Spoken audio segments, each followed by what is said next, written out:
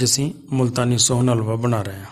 ਹਾਫਿਜ਼ ਦਾ ਸੋਹਨ ਹਲਵਾ ਮੁਲਤਾਨ ਦੀ ਬਹੁਤ ਮਸ਼ਹੂਰ ਸੁਗਾਤ ਹੈ ਤੇ ਮੁਲਤਾਨ ਵਿੱਚ ਤਕਰੀਬਨ ਹਰ ਮਠਿਆਈ ਵਾਲਾ ਸੋਹਨ ਹਲਵਾ ਬਣਾਉਂਦਾ ਹੈ, ਬਸ ਆਪਣੇ ਤਰੀਕੇ ਨਾਲ। ਲੇਕਿਨ ਜੋ ਮਿਆਰ ਹਾਫਿਜ਼ ਦੇ ਸੋਹਨ ਹਲਵੇ ਦਾ ਹੈ ਉਹ ਕਿਸੇ ਦਾ ਵੀ ਨਹੀਂ। ਤੇ ਮੈਂ ਅੱਜ ਜਿਹੜੀ ਰੈਸਪੀ ਤੁਹਾਡੇ ਨਾਲ ਸ਼ੇਅਰ ਕਰ ਰਿਹਾ ਉਹ ਹਾਫਿਜ਼ ਦੇ ਸੋਹਨ ਹਲਵੇ ਦੀ ਅਸਲ ਰੈਸਪੀ ਆ। ਵੀਡੀਓ ਨੂੰ ਜ਼ਰਾ ਗੌਰ ਨਾਲ ਤਵੱਜੋ ਨਾਲ ਦੇਖਣਾ ਤੇ ਕੋਸ਼ਿਸ਼ ਕਰਨੀ ਪੂਰੀ ਵੀਡੀਓ ਦੇਖੋ ਤਾਂ ਕਿ ਤੁਸੀਂ ਵੀ ਸਾਰੀ ਅਸਲ ਰੈਸਪੀ ਨੂੰ ਅੱਛੀ ਤਰ੍ਹਾਂ ਸਮਝ ਜਾਓ। ਤੇ ਆਓ ਫਿਰ ਇਹਨੂੰ ਬਣਾਉਣਾ ਸ਼ੁਰੂ ਕਰੀਏ।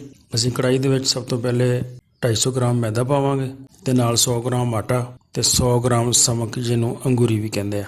ਇਹ ਚੀਜ਼ਾਂ ਪਾ ਕੇ ਤੇ 300 ਗ੍ਰਾਮ ਤਕਰੀਬਨ ਇਹਦੇ 'ਚ ਦੁੱਧ ਪਾ ਕੇ ਤੇ ਅੱਛੀ ਤਰ੍ਹਾਂ ਹਿਲਾ ਲਓ। ਥੋੜ੍ਹਾ ਜਿਹਾ ਦੁੱਧ ਹੋਰ ਸ਼ਾਮਿਲ ਕਰ ਲਓ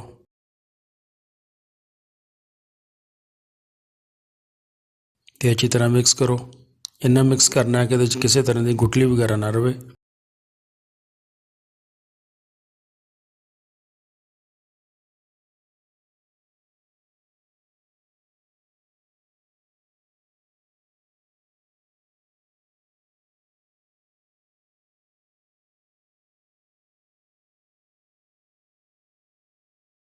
ਹੁਣ ਇਹਦੇ ਵਿੱਚ ਮਜ਼ੀਦ 7 ਕਿਲੋ ਦੁੱਧ ਅਸੀਂ ਹੋਰ ਪਾ ਰਹੇ ਹਾਂ।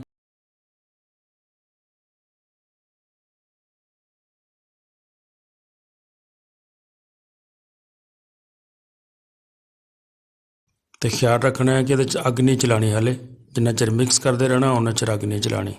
ਅੱਛੀ ਤਰ੍ਹਾਂ ਦੁੱਧ ਨੂੰ ਮਿਕਸ ਕਰਨ ਤੋਂ ਬਾਅਦ ਚੁੱਲ੍ਹਾ ਆਨ ਕਰਨਾ ਹੈ।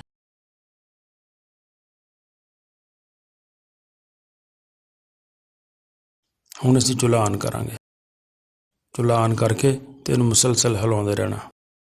ਮੁਸਲਸਲ ਹਿਲਾਉਣਾ ਜਿਹੜਾ ਬੜਾ ਜ਼ਰੂਰੀ ਹੈ ਇਹਦੇ ਵਿੱਚ, ਵਰਨਾ ਸਹੀ ਨਹੀਂ ਸੋਹਨ ਹਲਵਾ ਬਣੇਗਾ। ਅਗਰ ਤੁਸੀਂ ਮੈਨੂੰ ਮੁਸਲਸਲ ਨਹੀਂ ਹਿਲਾਓਗੇ ਖਰਾਬ ਹੋ ਜਾਏਗਾ।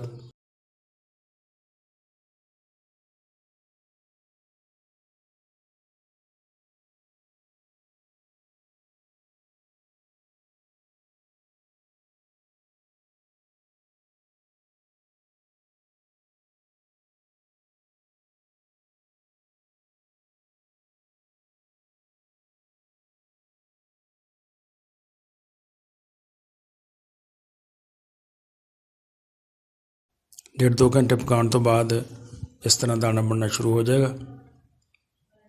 ਤੇ ਅਸੀਂ ਇਹਨੂੰ ਪਕਾਉਣ ਵਾਸਤੇ ਹੋਰ ਕੋਈ ਚੀਜ਼ ਇਸਤੇਮਾਲ ਨਹੀਂ ਕਰਨੀ। ਇਸ ਤਰ੍ਹਾਂ ਹੀ ਇਹਨੂੰ ਪਕਾਉਂਦੇ ਰਹਿਣਾ, ਐਸਾ ਐਸਾ ਹਿਲਾਈ ਜਾਓ ਤੇ ਖੁਦ ਬ ਖੁਦ ਹੀ ਇਹਦੇ 'ਚ ਦਾਣਾ ਬਣ ਜਾਏ।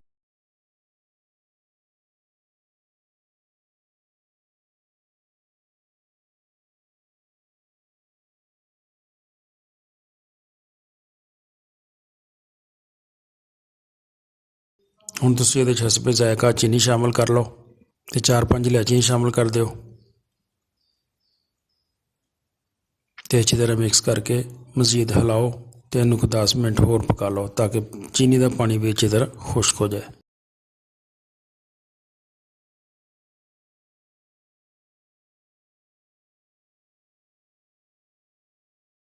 ਇਹ ਦੇਖੋ ਹੁਣ ਸਾਡੇ ਹਲਵੇ ਵਿੱਚ ਲੇਸ ਬਣਨੀ ਸ਼ੁਰੂ ਹੋ ਗਈ ਹੈ। ਹਲਵਾ ਸਾਡਾ ਤਕਰੀਬਨ ਤਿਆਰ ਹੋ ਗਿਆ। ਹੁਣ ਅਸੀਂ ਇਹਦੇ 'ਚ ਥੋੜ੍ਹਾ ਜਿਹਾ ਦੇਸੀ ਘਿਓ ਪਾਵਾਂਗੇ। ਦੇਸੀ ਘਿਓ ਪਾ ਕੇ ਇਹਨੂੰ 2-3 ਮਿੰਟ ਪਕਾ ਲਓ ਤੇ ਮਾਸ਼ਾਅੱਲਾ ਸਾਡਾ ਸੋਹਨ ਹਲਵਾ ਬਹੁਤ ਅੱਛੀ ਤਰ੍ਹਾਂ ਤਿਆਰ ਹੋਇਆ।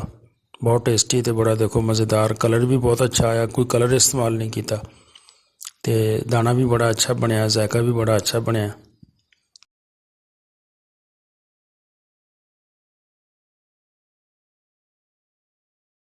ਇਹਨੂੰ ਡਿਸ਼ ਆਊਟ ਕਰੋ ਤੇ ਇਹਦੇ ਡਰਾਈ ਫਰੂਟ ਵਗੈਰਾ ਲਗਾ ਕੇ ਇਹਨੂੰ ਗਾਰਨਿਸ਼ ਕਰ ਲਓ ਤੇ ਮੁਲਤਾਨ ਦਾ ਸੋਹਨ ਹਲਵਾ ਤਿਆਰ ਹੋ ਗਿਆ। ਮੇਰੀ ਵੀਡੀਓ ਪਸੰਦ ਆਈ ਹੋਵੇ ਤੇ ਦੋਸਤਾਂ ਨਾਲ ਜ਼ਰੂਰ ਸ਼ੇਅਰ ਕਰਿਓ ਤੇ ਨਾਲੇ ਵੀਡੀਓ ਨੂੰ ਲਾਈਕ ਕਰ ਦਿਓ।